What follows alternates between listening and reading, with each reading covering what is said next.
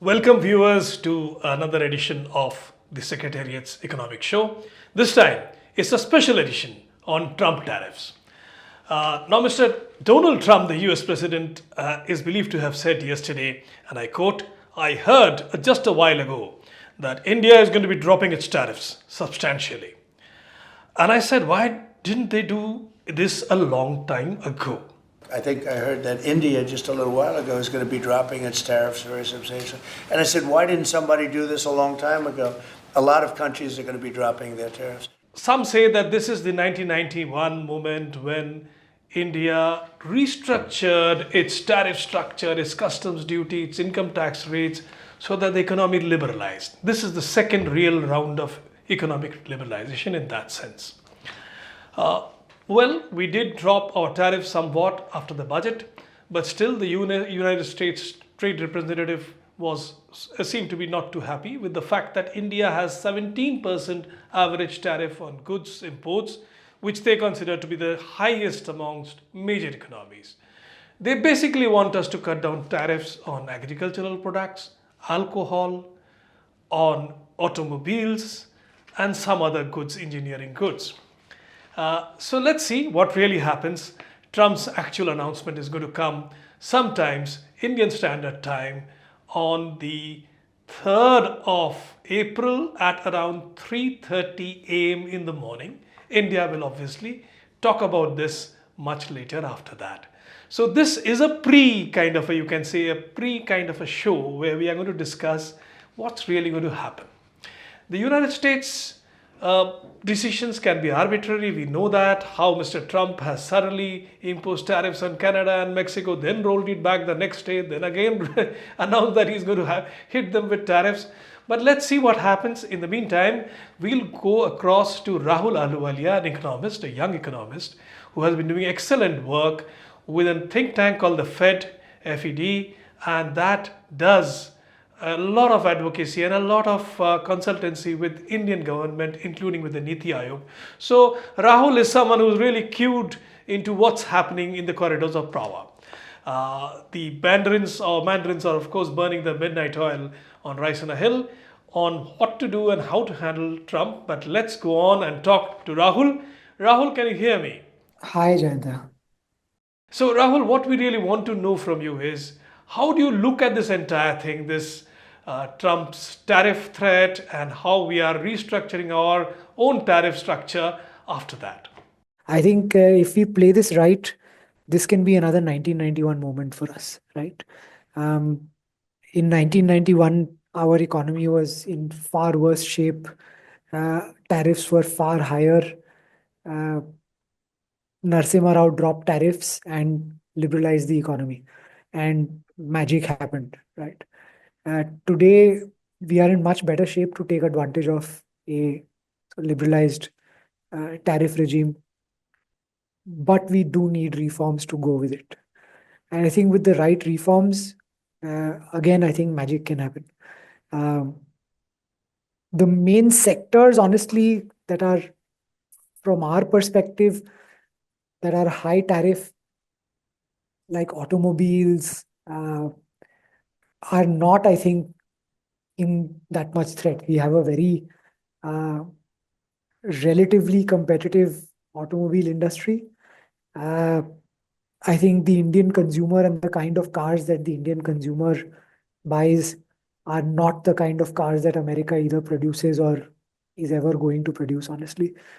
Smaller cars, non-luxury cars, America produces trucks and pickup trucks and convertibles and higher end cars, which there is a market for here, but honestly, it's not the bulk of our car market nor the bulk of our car production. So that's just a straight up no-brainer. I think we should definitely go for it. So Rahul, okay, you are one of those who believes that this is another Narasimha Rao 1991 Manmohan Singh moment. Good. Yes, I agree that some of our tariffs were really, they were meaningless. You can't have 70% tariffs on cars. And as you said, the kind of cars that USA wants to sell to us are really not the kind of cars that the Indian middle class buyer buys. Harley Davidson, for instance, is not something which everybody is going to buy. Just a handful of Indians are going to buy. So if they do come at a few lakhs less, how does it matter? But the bigger thing is agriculture. That is where the politics are played out. Farm lobbies are not happy about cutting any tariff or taxes on agriculture. How do you look at it, Rahul? I think the real sector that worries politicians in particular is agri. Agriculture is where uh, we have kept these walls up and distorted the sector badly.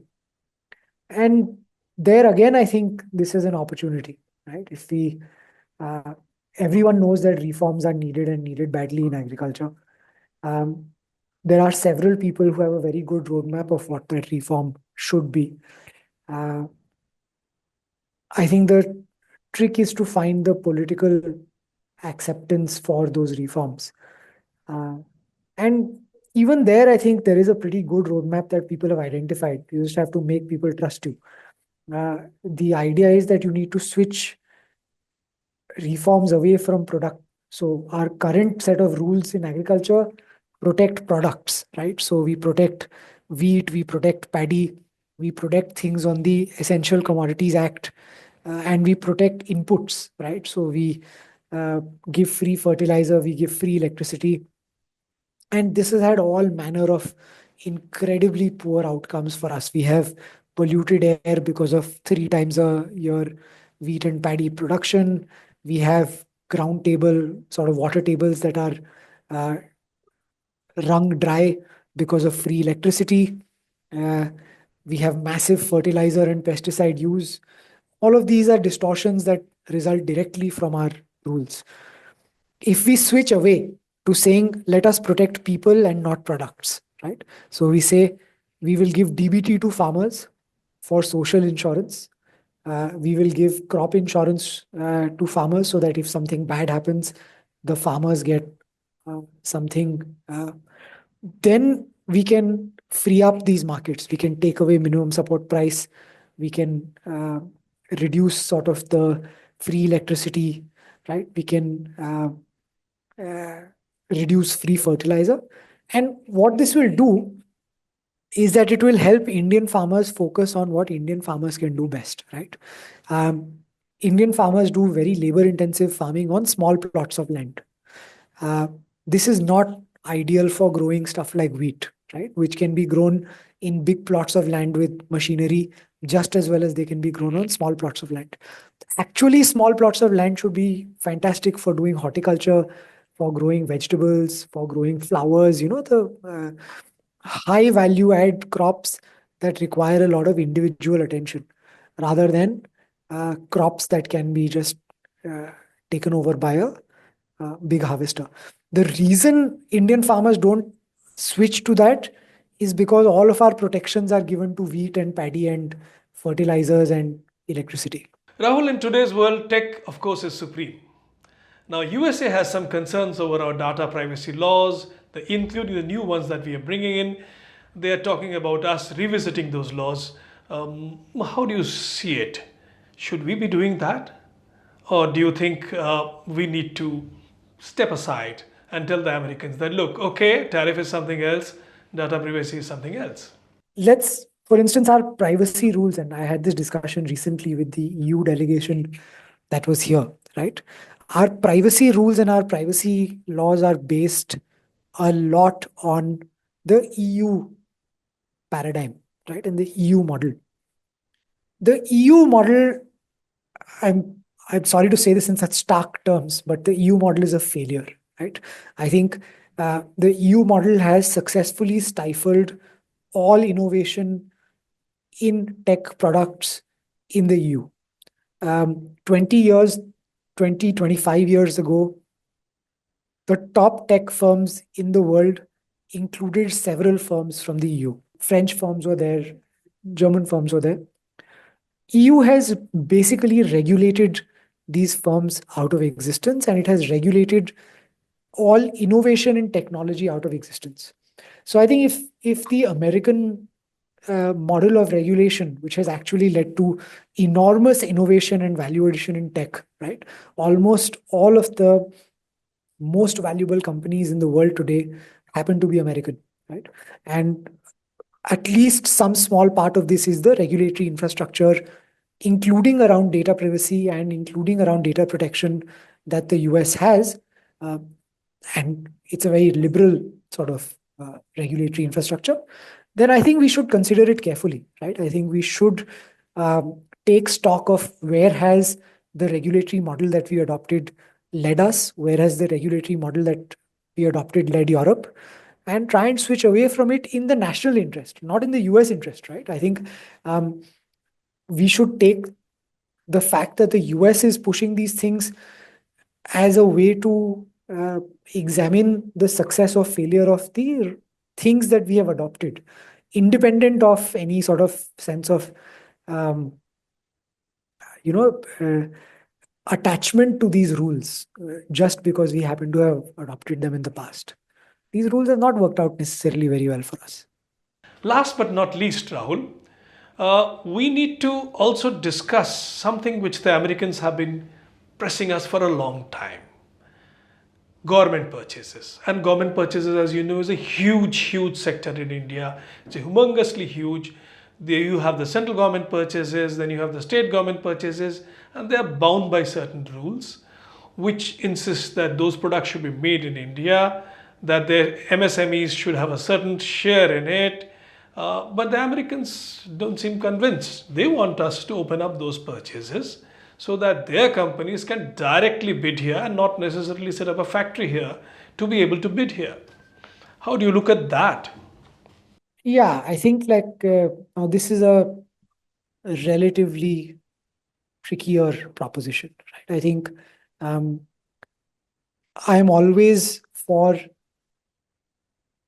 neutral application of rules, right? But government purchases is less about application of rules and it's more about decisions on what to procure and why for the government and its purposes, right? And I think this is a legitimate function of the exercise of power that government has. A clear example, for instance, is if government has some stuff that it wants to keep secret, right? And so for national security reasons, government wants to procure something that is made in India substantially. I think that's a reasonable factor to put into your procurement, right? Similarly, defense purchases, right? We want offsets made to India to ensure that in time of war, any equipment that we have purchased from abroad can be repaired and or maintained or made anew in India.